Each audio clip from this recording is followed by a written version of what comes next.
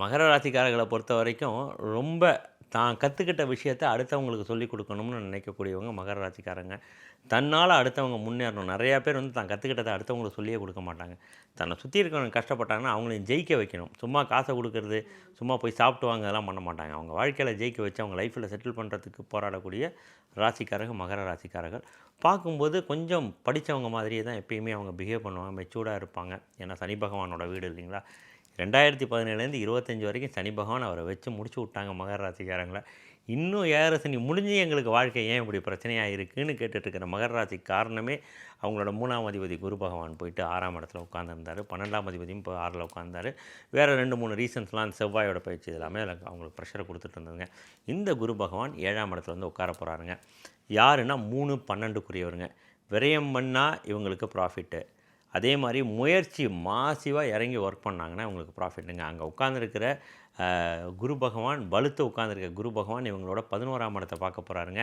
கண்டிப்பா எந்தெந்த விஷயத்தலாம் அவங்க போராடி இத்தன நாள் தோத்துக்கிட்டு இருந்தாங்களோ, அந்த விஷயத்தலாம் அவங்க ஜெயிப்பாங்க. எதெல்லாம் இவங்க அடையணும்னு ஆசைப்பட்டாங்களோ, அதெல்லாம் அவங்க அடைவாங்க. மூத்த சகோதர, சகோதரிகள் யாராவது இருந்தாங்கன்னா, அவங்களுக்கு உதவி பண்ணுவாங்க. மாமாக்கள் உதவி பண்ணுவாங்க.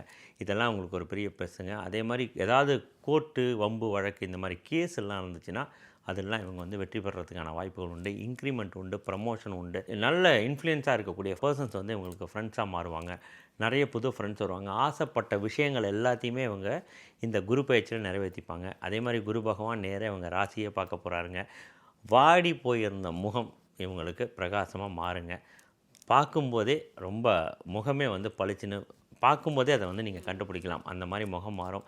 எண்ணம், செயல், சிந்தனைலாம் ரொம்ப நொந்து உடைஞ்சு போயிருக்கிறவங்க மகர ராசிக்காரங்க எல்லாருமே அப்படியே ஃபவுண்டன் மாரி எழுந்து இன்னைக்கு நிக்க போறாங்க. இந்த குரு பயிற்சியினால. எவ்வளோ பெரிய பிரச்சனையா இருந்தாலும் வாடா பார்த்துக்கலாம். நீயா நானான்னு பார்த்துக்கலாங்கிற லெவலுக்கு இவங்க மனசளவுல மாறுவாங்க. கண்டிப்பா ஒரு நல்ல குரு பயிற்சி உங்களுக்கு. மனசளவுல தலைவலி நெறையா மகர ராசிக்காரர்களுக்கு இருந்திருக்கலாம். யோசிச்சு, யோசிச்சு, யோசிச்சு டிப்ரஷன் மோட்ல போயிருக்கலாம். அதெல்லாமே இவங்களுக்கு வந்து கிளியர் ஆகுங்க. விஷன் நல்லா மாறும். அதே மாரி குரு பகவான் எங்க பார்க்க போறாருன்னா, இவங்க 3ஆம் இடத்த பார்க்க போறாருங்க. இளைய சகோதரத்தால இவங்களுக்கு வந்து நெறைய பாசிட்டிவான விஷயங்கள் உண்டு. கம்யூனிகேஷன் மூலியமா நல்லா டெவலப் ஆவாங்க. மீடியா, டிஜிட்டல், மார்க்கெட்டிங் அப்புறம் சினிமா ரிலேட்டடான விஷயங்கள் இருக்கிறவங்க எல்லா மகர ராசிக்காரங்களும் இந்த தரம் ஜெயிக்க போறாங்க. மகர ராசிக்குமே இந்த தரம் வந்து நல்ல குரு பயிற்சி ஒரு 70-80% வரைக்கும் உங்களுக்கு நீங்க மார்க் குடுக்கலாம். என்ன ஒண்ணே ஒண்ணுனா, சனி பகவானோட வீடுங்கிறதுனால, மகர ராசி ஜென்ரலா யாரையுமே ஏமாத்த மாட்டாங்க. கட்டம் சரியில்லைனா தான் இந்த வேலையெல்லாம் பார்ப்பாங்க. நீதி, நேர்மை, நியாயம்னு வாழக்கூடிய ஒரு ராசிங்க.